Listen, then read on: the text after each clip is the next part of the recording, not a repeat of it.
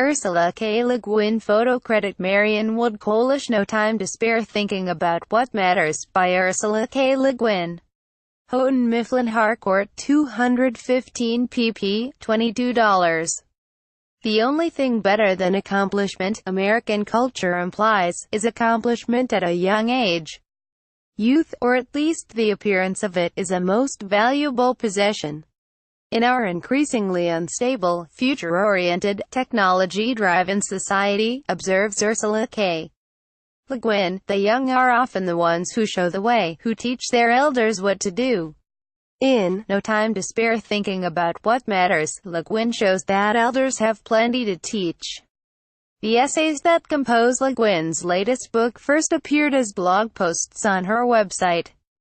Though she questions technological advances, the author, 88, a recipient of Hugo and Nebula Awards, a Newbery Medal and the National Book Foundation's Medal for Distinguished Contribution to American Letters, is neither a Luddite nor a pessimist.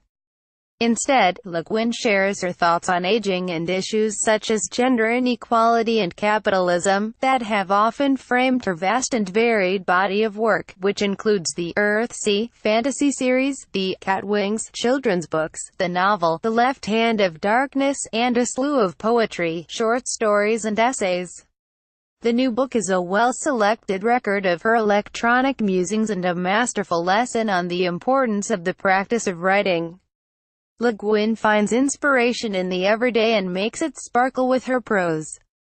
A Harvard alumni questionnaire mailed to her prompts Le Guin to express concern that her generation has ruined the environment for her grandchildren and reflect on the reality that, as an octogenarian, she hasn't much time left.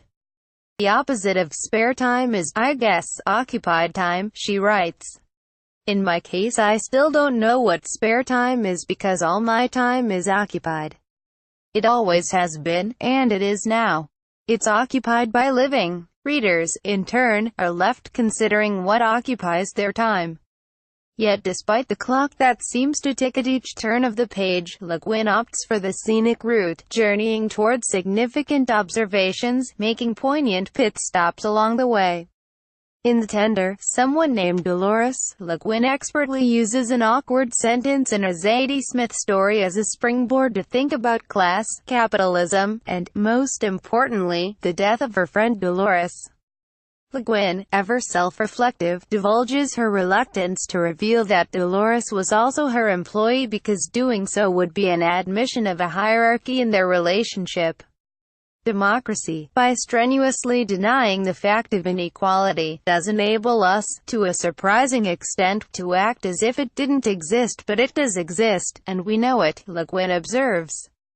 So our job, she continues, is to keep the inequity of power as small as possible, and refuse to let our common humanity be reduced, however slightly, even by a careless word, by an assertion of unequal worth. Le Guin, in step with her legacy, challenges us to reconsider what we automatically accept.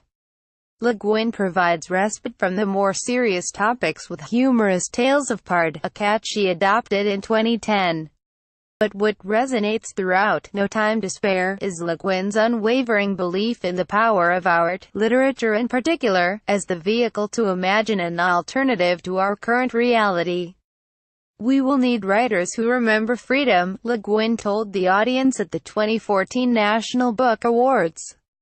No Time to Spare will leave readers hoping that Le Guin is given a bit more time to share her observations on aging, art, our world, and to remind us of things we mustn't forget. Get the latest on celebs, TV and more. By clicking sign up, you agree to our privacy policy.